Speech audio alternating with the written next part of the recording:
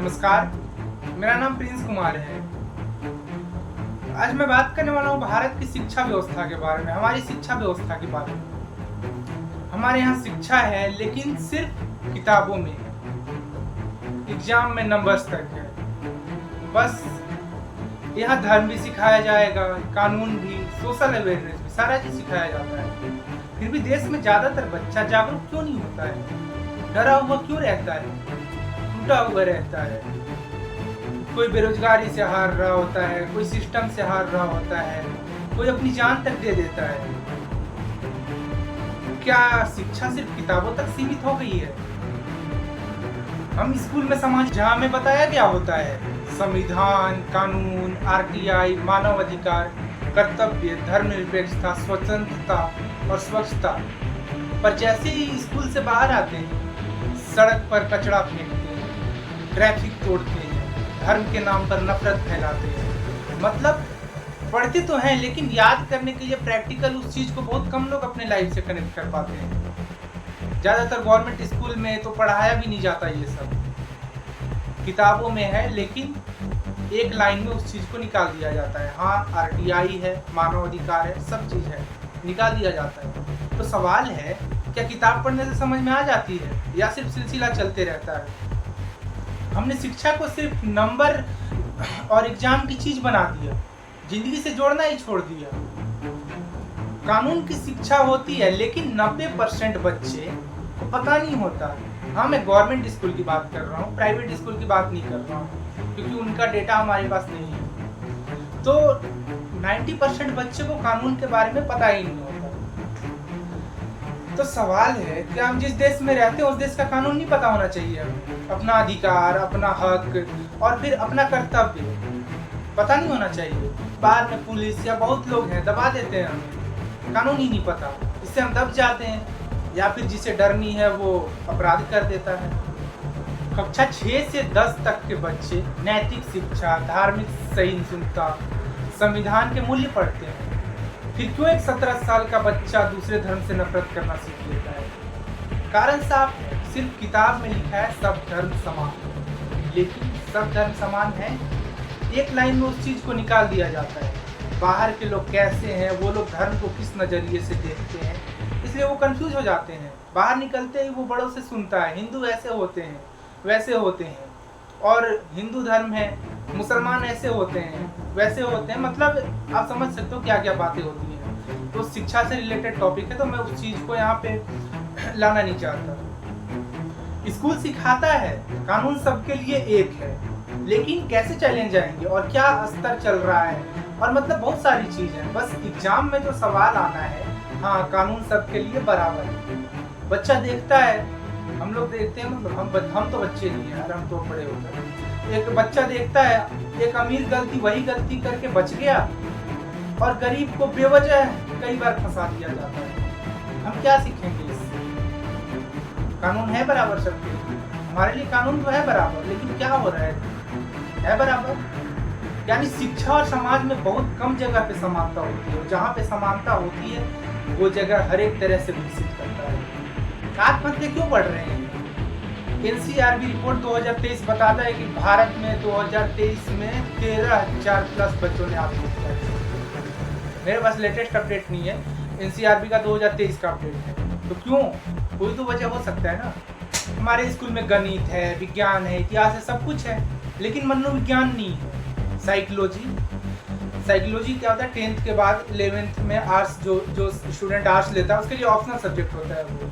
तो जबकि यही एक विषय है जो बच्चे को खुद को समझना सिखा सकता है।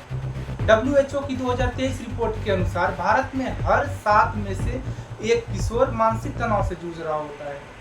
तो हर 7 बच्चा में से एक बच्चा मानसिक तनाव से गुजर रहा होता है, लेकिन उनमें से 90% को ना तो समझ है कि क्या सहायता। सीबीएसई में 11वीं 12वीं के कुछ वर्गों में साइकोलॉजी ऑप्शनल विषय है, हालांकि सीबीएसई की मैं बात नहीं कर रहा हूँ यहाँ पे, लेकिन कक्षा 6 से 10 तक इसे अनिवार्य नहीं किया गया। जबकि यही उम्र होती है जब बच्चे की आइडेंटिटी क्राइसिस, डर, प्रेशर से गुजरने की सारी तकनीक सिखाई जाती है। इसके बाद कोई ब्रेकडाउन होने पे सिखाना मुश्किल हो जाता है। इस उम्र में ये बच्चे आसानी से सीख सकते हैं।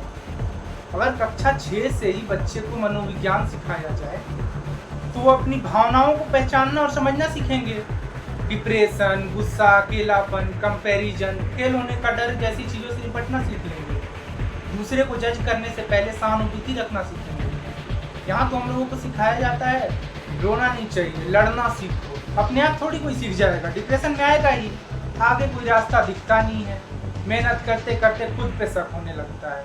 ऊपर से 10 लाख बच्चा में से 700-800 लोगों को जॉब मिल जाए, फिर घर में ताने हम सुनते हैं उन लोगों को कैसे हो, उन लोगों का कैसे हो गया, दिन भर फोन चलाते रहते हो। तो ये सब स्ट्रेस झेलने के लिए साइकोलॉजी जरूरी है। एटलीस्ट जो चीज़ हमें लाइफ से सीधी कनेक्ट करती है वो चीज़ें तो हमें सीखनी चाहिए ना। अपराध क्यों बढ़ रहा है? कोई बच्चा अपराधी बचपन से नहीं पैदा होता। एनसीआरबी रिपोर्ट ये साबित करती है 86% जेल में कैदी जो है वो 12वीं पास तक नहीं है। जुवेनाइल क्राइम 2022 31,000 प्लस के 70% बच्चे स्कूल छोड़ चुके थे।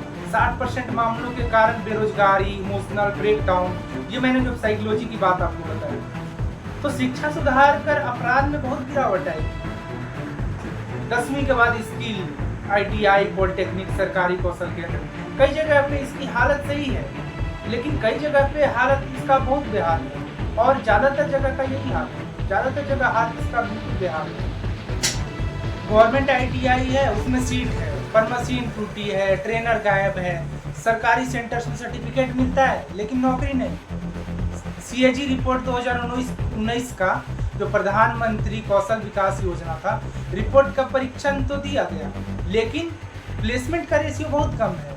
नीति आयोग की रिपोर्ट है, भारत में युवाओं को जॉब नहीं मिल रही है क्योंकि जो ट्रेनिंग उन्हें वहाँ सीमित सामान के साथ दी जाती है और जो इंडस्ट्री की ज़रूरत है दोनों मेल ही नहीं खाती। और बहुत सारा डेटा है, वीडियो लंबा हो जाएगा, इस वजह से मैं उधर डिटेल में नहीं जाना चाहता। जो शिक्षा से रिलेटेड है उसी टॉपिक में रुकना चाहता हूँ। और एक चीज़ है, स्किल सीखो जॉब मिलेगा, ठीक है, लेकिन ज़मीनी हकीकत दूसरी होती है। कॉलेज है पर गरीब के लिए नहीं है। भारत में 1000+ गवर्नमेंट पॉलिटेक्निक कॉलेज है, पर उसमें क्या है, सीमित सीट है, एडमिशन में रिजर्वेशन चलता है और इंट्रेंस एग्जाम का झंझट अलग होता है। इस वजह से गरीब बच्चे सीमित उसमें जा पाते हैं। प्राइवेट कॉलेज की फीस 70,000 से 3 लाख साल का है, कहाँ से दे पाएगा कोई नहीं, कोई तो दे देगा बट गरीब बच्चा तो नहीं दे पाएगा ना। अगर लोन लेकर पढ़ भी ले तो प्लेसमेंट रेशियो बहुत कम है। जॉब न मिलने पर कर्ज का बोझ और मानसिक परेशानी। कहीं काम मांगने जाओ तो कहते हैं एक्सपीरियंस सर्टिफिकेट कहाँ है। क्या बात करते हो सर, घर में नहीं एक्सपीरियंस सर्टिफिकेट, यार अजीब हाल है। या खरीद के गलती उनकी नहीं है, अगर वो आपको पैसा दे रही है तो काम भी लेगा, बेस्ट लेगा काम जितना हो सके। तो ये सब ठीक होना चाहिए। मैं कोई भाषण नहीं दे रहा हूँ, बल्कि नेशनल एजुकेशन पॉलिसी ने ये नीति बनाया था 2020 में जिससे ये स्थिति सुधरे। उसमें बहुत सारे पॉलिसी है लेकिन मैं सिर्फ 5 टॉपिक पे बात करना चाहता हूँ क्योंकि मैंने जो ऊपर में टॉपिक है मेरे सारे उससे रिलेटेड हैं और बहुत सारी नीति हैं। हम उसे थोड़ा छोटा सा पॉइंट में समझते हैं क्योंकि वीडियो टॉपिक मेरा ऐसा ना काफ़ी लंबा हो चुका है। तो अगर आपको शिक्षा नीति के बारे में जानना है तो आप कमेंट करके बताना, मैं उसके बारे में नेक्स्ट टॉपिक पे उसी टॉपिक पे वीडियो बनाऊँगा। तो अभी हम उस चीज़ को समझते हैं। उसमें 10th + 2 का सिस्टम हटा दो, उसमें क्या है 5 + 3 + 3 + 4। मैंने 3 बार तो 3 नहीं बोल दिया ना, और शायद 2 बार ही बोला, तो 5 3 3 4 ये सिस्टम लगा है क्योंकि आंगनबाड़ी से 12वीं तक हर उम्र पर फोकस रहेगा इसमें। दूसरा, पढ़ाई में साइकोलॉजी को जोड़ा जाए। बच्चे सिर्फ पढ़े नहीं, वो समझे, सोचने की ताकत, भावना समझना, मानसिक मजबूती। क्लास 6 से ही स्किल सिखाओ। ये सबसे बेस्ट पॉइंट है जो शिक्षा नीति द्वारा बनाया गया है। कोडिंग, बिजनेस, खेती और आपका जिस चीज़ में इंटरेस्ट हो और जो भी ऑप्शन हो मतलब आपके क्षेत्र में, कक्षा 6 से स्किल सीखना है। और है कि कक्षा 5 तक मातृभाषा में पढ़ाई हो, मतलब ताकि जो बच्चा सुनता है वही समझे। और सबसे लास्ट पॉइंट है, कॉलेज में एग्जिट और एंट्री सिस्टम हो। 1 साल पढ़े तो सर्टिफिकेट, 2 साल पढ़े तो डिप्लोमा, 3-4 साल पर डिग्री, मतलब पढ़ाई बीच में छोड़ने पे कुछ ना कुछ लेकर जाएंगे। तो ये चीज़ अच्छी है। अब सवाल है कि ये लागू क्यों नहीं हो रहा है। 5 साल पहले जब ये नीति बन चुका है तो लागू क्यों नहीं हो रहा है? क्या केंद्र सरकार की गलती है? नहीं, अब पूरी तरह से उसे दोषी नहीं ठहरा सकते। नेशनल एजुकेशन पॉलिसी को बनाया किसने? केंद्र सरकार ने, लेकिन उसको लागू करने की जिम्मेदारी किसकी है? राज्य सरकार की। जैसे कानून बनाना संसद का काम है, पर जमीन पर लागू करना राज्यों का, और राज्य नहीं चाहता है तो नहीं हो पाएगा। इसको 2020 में लागू किया गया और राज्यों को कहा गया आप अपने हिसाब से बारी बारी से लागू कीजिए अपने स्टेट में, तो लागू क्यों नहीं हुआ? कहाँ फंसा मामला ये? तो ये कि राज्य सरकार के पास ट्रेनिंग के लिए टीचर नहीं है, साइकोलॉजी, इमोशनल लर्निंग या स्किल बेस्ड पढ़ाने वाले टीचर्स की बहुत भारी कमी है। स्कूल में इंफ्रास्ट्रक्चर नहीं है, बच्चे को कोडिंग सिखाने के लिए कंप्यूटर चाहिए, वर्कशॉप चाहिए, लैब चाहिए, पर स्कूल में बेंच तक नहीं है। और सारे स्कूल की बात नहीं कर रहा हूँ मैं, कई स्कूल की बात कर रहा हूँ जहाँ बेंच तक नहीं है। नेशनल सर्कुलम फ्रेमवर्क अभी भी ड्राफ्ट में है, मतलब पूरे भारत के लिए एक जैसा सिलेबस अब तक फाइनल नहीं हुआ। राज्यों को पैसा चाहिए और केंद्र से पूरी फंडिंग नहीं हुई। कुछ केंद्र फंड देता है तो बाकी राज्यों को खुद जोड़ना पड़ता है, लेकिन कई राज्यों के पास वो बजट ही नहीं है। और कामों के लिए है लेकिन एजुकेशन के लिए नहीं है। राजनीति भी है, कुछ राज्य केंद्र की बात सुनना ही नहीं चाहते हैं। जैसे पश्चिम बंगाल ने कहा हमें नहीं, एनईपी लागू ही नहीं कर रही, मतलब नेशनल एजुकेशन पॉलिसी, और यही मेन कारण है। जनता इस विषय पे सवाल ही नहीं करती, तो जैसे चल रहा है, बस कोई मतलब नहीं है। सवाल करने लगेगी तो स्पीड बढ़ जाएगी। 5 साल हो गए पॉलिसी बनाने, केंद्र और राज्य दोनों जिम्मेदार हैं। केंद्र सरकार ने तो नीति बना दी, लेकिन जमीन पर काम कौन करेगा? राज्य सरकार। और हकीकत है कि किसी भी राज्य में अभी तक ये लागू नहीं किया गया पूरी तरह से। सिर्फ दिल्ली ने हैप्पीनेस सर्कुलम शुरू किया, वो भी सिर्फ कक्षा 8 तक। झारखंड, महाराष्ट्र, कर्नाटक जैसे राज्यों ने सेल या किताबों पर थोड़ा बहुत काम किया, पर सबसे ज्यादा जिम्मेदारी उस राज्य की है जहां वो बच्चा पढ़ता है। नॉर्मल सी बात है। इसके लिए बजट एलोकेशन हो, CSR या जन भागीदारी से भी सपोर्ट लिया जाए। शिक्षा खर्च बढ़ाए लेकिन सही जगह पर लगाए। भारत GDP का सिर्फ 4.6% शिक्षा पर खर्च करता है, वो भी सेंट्रल गवर्नमेंट की तरफ से नहीं, सेंट्रल गवर्नमेंट की तरफ से और कम खर्च होता है। उसके बाद स्टेट गवर्नमेंट का जो दोनों का मिक्स होता है उस पर 4.6% खर्च करता है। इसमें कई राज्य ऐसे हैं जहां का परसेंटेज बहुत कम है।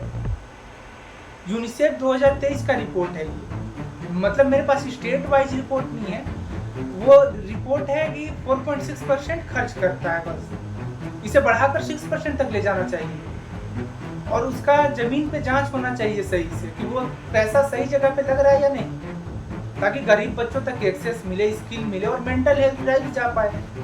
और हाँ, शिक्षा, स्किल, मेंटल हेल्थ ये सब अधिकार है, चैरिटी नहीं है। इसलिए सरकारी एक्शन में जल्दी रणनीति और तेज बजट अलॉटमेंट और ईमानदारी से काम जरूरी है। और हाँ, एक चीज हम लोग को सोचना चाहिए, हम सिस्टम पे बार बार गवर्नमेंट पे उंगली उठाते हैं, सिस्टम पे, ठीक है, तो हमें ये नहीं भूलना चाहिए कि हम लोगों ने ही जाति, धर्म और मंदिर, मस्जिद और कई सूत्र से पता चलता है कि कई जगहों पे 1000 रुपए में वोट बेच दिया है। फिर आप और क्या उम्मीद करेंगे? और दूसरी बात, सिस्टम में विदेश का कोई आदमी नहीं, हमारे ही देश से, हमारे ही समाज से। इसलिए चुनाव का मुद्दा शिक्षा, स्वास्थ्य, रोजगार, गरीबी बनाइए, अपने वोट की कीमत को समझिए। बहुत सारे लोग वोट ही नहीं देने जाते हैं। मेरे पास आधिकारिक जानकारी नहीं है और कुछ लोग मिलकर इसमें बदलाव नहीं ला सकते जब तक जनता जागरूक नहीं होगी, पूरी जनता जागरूक नहीं होगी। 1-2 लोगों को बोलने से कुछ नहीं होगा, 500 लोगों के बोलने से कुछ नहीं होगा। एडोलसेंट वेलबींग रिपोर्ट कहता है युवाओं में किया गया निवेश का रिटर्न सबसे ऊंचा होता है, सबसे हाई होता है। चाइना और कोई जादू नहीं करता है दूसरा, आज टेक्नोलॉजी में आगे है या सब चीज में आगे, तो कोई जादू नहीं कर रहा है, बल्कि यही पॉलिसी अपनाता है। हमारी गवर्नमेंट भी इन्वेस्ट करके तेजी से इकोनॉमी ग्रो कर सकती है। अभी जब हम दुनिया से बराबरी कर रहे हैं ग्रोइंग रेट के मामले में, बल्कि हम टॉप पे चल रहे होते हैं कई साल, पिछले 4-5 साल 6 साल का रिपोर्ट दिखाया तो कई साल हम टॉप पे चल रहे होते हैं ग्रोइंग रेट के मामले में। तो हर एक गांव और हर एक शहर जुड़ जाए तो क्या हो सकता है? जनसंख्या का फायदा होना चाहिए देश को, ना कि जनसंख्या की वजह से बोझ बन जाए वो देश। सरकार तभी बदल सकती है जब हम मांग करें उस चीज को लेकर। अगर हम देश से कहें कि आपकी जिम्मेदारी हमारा कल है, हमारे बच्चों का कल है, तो सरकार को एक्शन लेना ही होगा। और ये कोई झूठा प्रॉमिस नहीं है, ये फैक्ट बेस्ड रिक्वेस्ट है। पढ़ाई में स्मार्ट बनना चाहिए, लेकिन जिंदगी में समझदारी जरूर होनी चाहिए। सरकार को इन्वेस्टमेंट करना चाहिए इस पे, ताकि अर्थव्यवस्था, समाज और सुरक्षा को सुधार पाएंगे। और हाँ, अगर वीडियो इन्फॉर्मेटिव लगे तो एक लाइक, शेयर और सब्सक्राइब जरूर कीजिएगा, ताकि हर एक आदमी तक ये बात पहुंचे।